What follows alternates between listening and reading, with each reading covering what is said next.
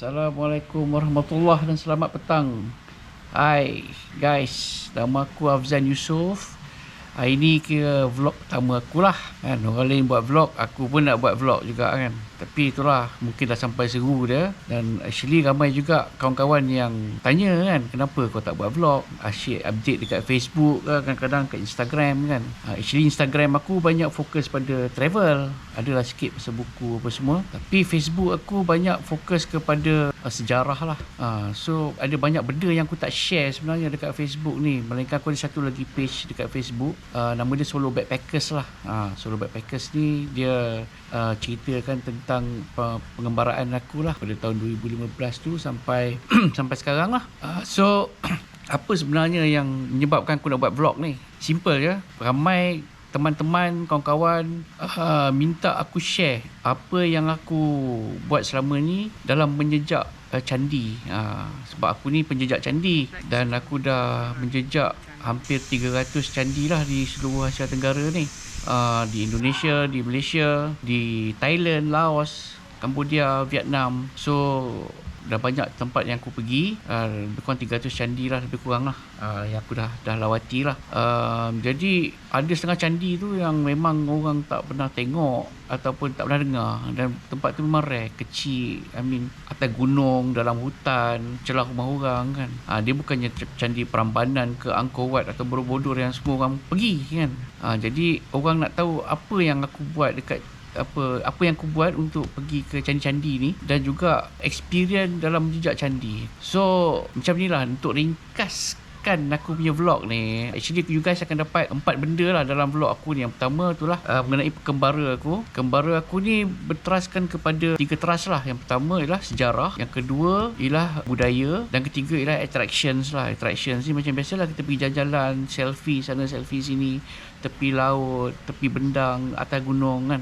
Okey, benda-benda tu lah. Jadi sejarah ni pula ada beberapa bahagian lah dalam vlog aku ni. Yang pertama ialah menjejak candi tadi. Itu aku punya keutamaan lah. Yang keduanya ialah menjejak tinggalan-tinggalan lama sejarah.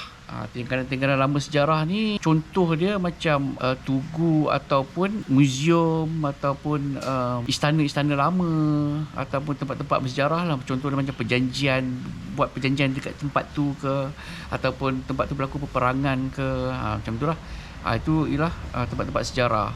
Dan ketiganya aku akan share pasal sejarah. Contoh dia, satu hari tu aku akan share tentang perjalanan Sultan Abdul Hamid, iaitu Sultan Kedah dalam menjelajah Pulau Jawa.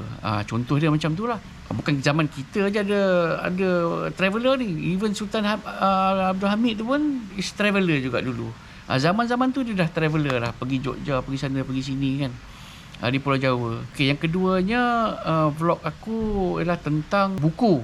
Jadi buku ni aku banyak share pasal buku-buku yang aku ada lah. Aku banyak menyimpan buku mengenai candi, juga buku-buku self-help lah masa muda-muda dulu, buku-buku economics, business masa muda-muda dulu, dan sekarang ni terlalu banyak buku sejarah dan juga manuskrip. Dan aku menyimpan buku-buku manuskrip lama daripada Indonesia. Kebanyakannya daripada Indonesia lah. Ada juga daripada Malaysia, tapi kebanyakannya aku dapatkan daripada Indonesia. Macam-macam ada.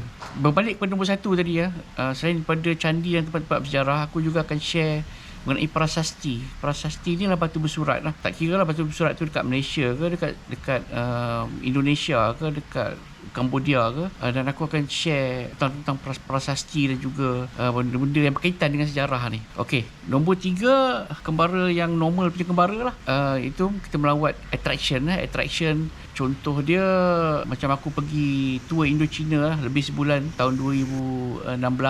Jadi aku naik flight daripada KLIA, daripada Penang aku turun ke Bangkok, dan bermulalah pengembaraan aku tu. Naik kereta api, naik boat, naik bas, naik basikal elektrik, naik basikal, naik motor, naik skuter, naik beca, naik tuk-tuk. Sepanjang 1 bulan lebih tu aku travel banyak tempat lah. Daripada Bangkok pergi ke Chiang Mai, masuk ke Laos, terus ke Vietnam, sampai ke bawah lah, daripada Dien Bien Phu ke Hanoi ke Ho Chi Minh. So macam-macam lah aku punya experience travel tu, dan aku akan share banyak tempat-tempat menarik dan juga apa yang korang boleh buat dekat tempat-tempat ni lah. So tiga benda ni lah yang aku akan share banyak dekat vlog aku. Selain daripada tu adalah nombor 4 ni lah isu-isu lain lah yang akan aku share. Contoh dia macam mungkin isu semasa, tapi tak banyak lah. Aku takkan sentuh pasal politik tu, satu lah. No! Satu lagi mungkin pasal isu semasa, contohnya apa yang aku belajar daripada buku-buku dan seminar-seminar yang aku pergi masa muda-muda dulu, in terms of self motivation, self help dan juga career lah. Career ni aku ni sebenarnya start sebagai engineer kan, tapi lama-lama jadi salesman dan banyak benda lah aku buat along the way tu. Okay, nak ceritakan the next one ni, kembara aku ialah bulan 10 ni lah. Bulan 10 ni aku akan pergi ke Jogja selama lebih kurang sebulan, 3 minggu lebih. Daripada Jogja aku akan pergi ke Surabaya lah, dan aku akan balik ke Malaysia daripada Surabaya. Dan Jogja ni aku akan share benda-benda yang aku cakap tadi lah, tempat-tempat yang menarik, tempat-tempat bersejarah, dan kebanyakannya travelling ni kali ni ialah menjejak candi-candi lah, candi-candi yang kecil-kecil di Jogja yang kurang dikenali. Contoh dia macam Candi Sari, Candi Banyu Nibo, bukan Borobudur, Prambanan tu dah biasa sangat dah.